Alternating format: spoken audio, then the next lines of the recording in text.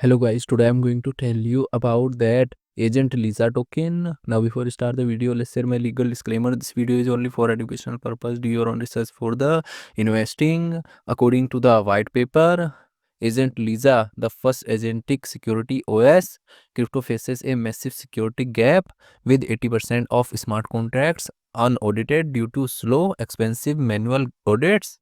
Agent Lisa solves this with the first AI agent designed to uncover complex logic vulnerabilities that standard tools miss.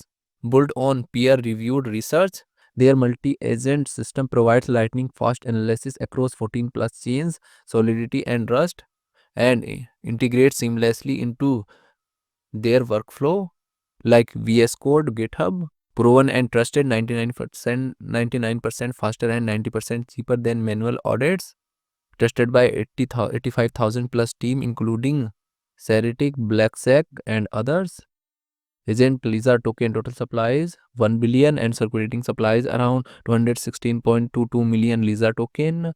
Lisa token is listed on Binance Alpha, MEXC and other exchanges.